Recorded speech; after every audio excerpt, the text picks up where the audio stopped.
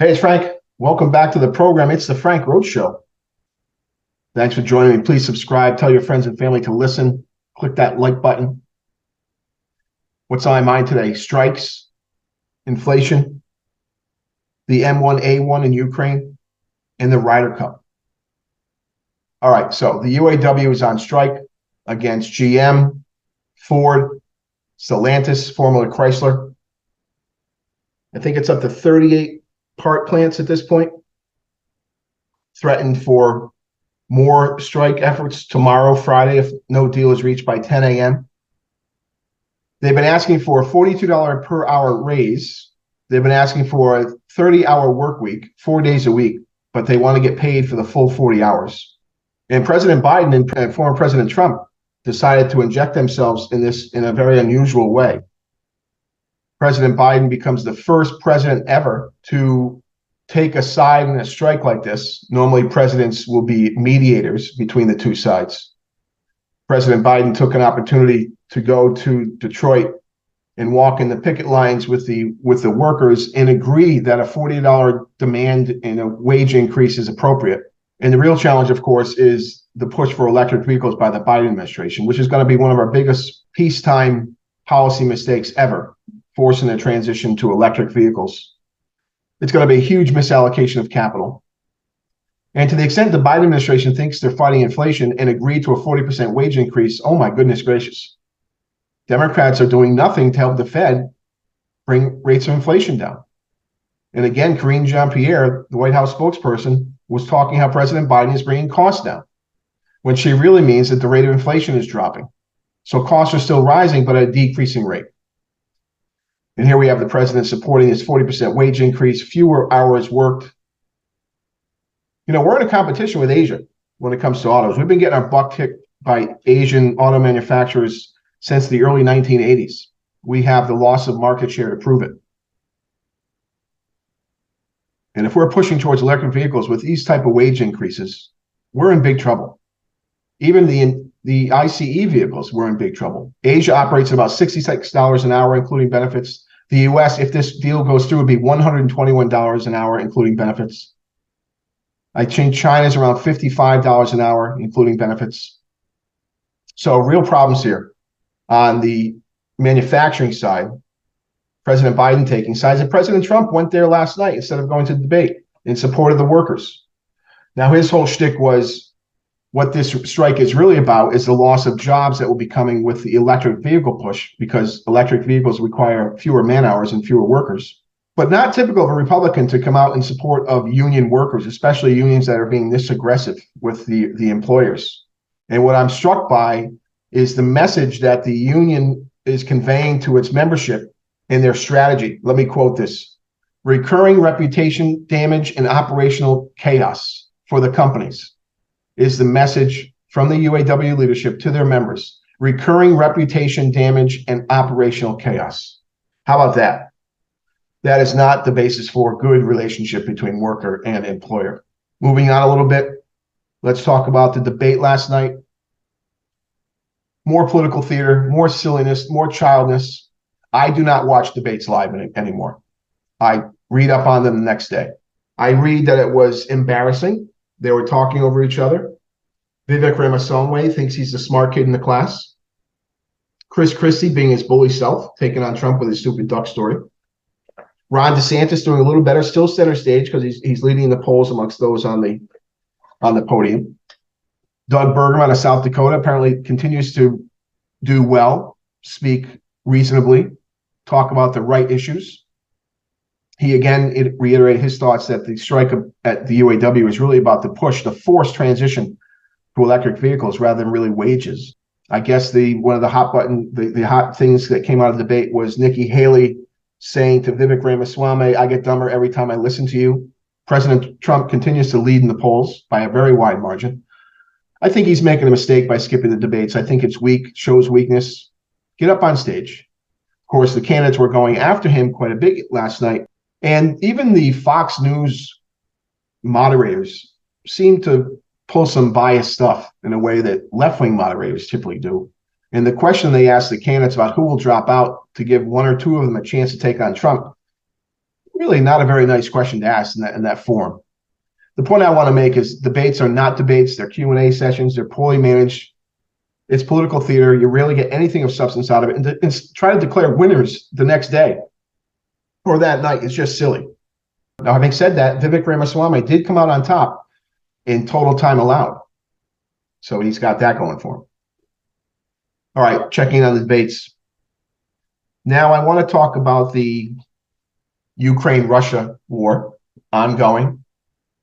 Ukraine making very, very slow progress in their counteroffensives that began in late summer.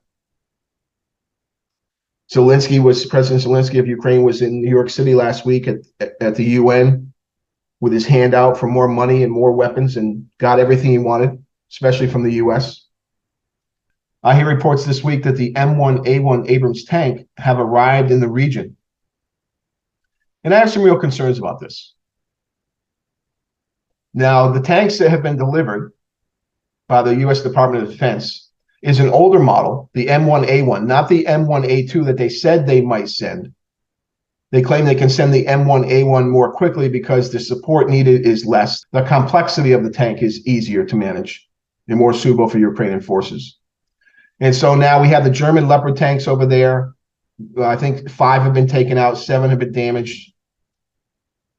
And my point, the only thing I want to say about this today is U.S. weapons manufacturers are about to be embarrassed.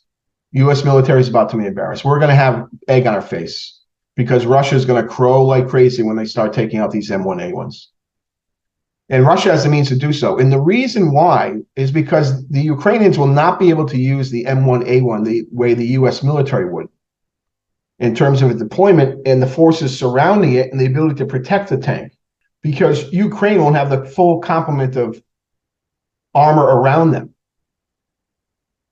Much of the application of armored warfare depends on the use of tanks, but also with those tanks, related vehicles, infantry fighting vehicles, self-propelled artillery, combat vehicles, mounted combat engineers, and of course, the infantry. And so the method and style with which the Ukrainians will use these tanks is going to be very different from the way the U.S. would use them. The U.S. used them in conjunction with other forces, including Air Force, Apache helicopters, A-10 attack aircraft. And so these tanks are going to get taken out in a way that they've never been taken out before when used by the U.S., so we can think the Middle East primarily. And so this could be a national embarrassment here as these M1A1s roll in. The support system is very complex. The repair jobs will have to be done in Ukraine or in European countries. And Russia is going to blast this across the media when they start taking these things out. It's an amazing tank, probably the best tank in the world, although the M1A2, which is the most modern of the versions, which the U.S. is using now in our military, is superior. The M1A1 is still an amazing tank, well protected, but needs to be used properly. And I think we're going to find that that's not going to be the case here with Ukraine. All right, the last thing I want to talk about today is the Ryder Cup. The Ryder Cup is the biannual men's golf competition between teams from Europe and the United States. Every 2 years. This year, the Ryder Cup is being played in Italy at Guidonia Monticello in the city of Rome. Of course, it was established in 1927. Spectacular looking place, par 71. 72.68 is the yardage from the tees. And this can be a good event. The United States is the current champion of the Ryder Cup, won a couple of years ago. But this event has become somewhat meaningless, not to mention, of course, the Live Tour that just started, which shook everything up. But this event has become meaningless. And it's meaningless because it's not Europe against the United States, and it hasn't been for many, many years. And the reason I say this is because the golfers on the European team are essentially PGA Tour golfers. There used to be very strict rules in terms of the number of rounds European golfers had to play on their own tour, the European Tour. And it's been named many things since then, and it's diversified across Europe into Asia, the European Tour. They had to play a minimum number of events on their tour, and then they could play other events on the PGA Tour. The U.S. players, of course, had to play on the PGA Tour. But for the past 10, 15 years, 20 years, European players are American players. They are PGA Tour players. They play the best courses, against the best competition right here in the United States. It's no longer playing in Europe with less quality competition, no names, not as good golf. Course is not as nice. Still great. Don't get me wrong. They have beautiful courses over there, but come on, the U.S. is the pinnacle of pro golf.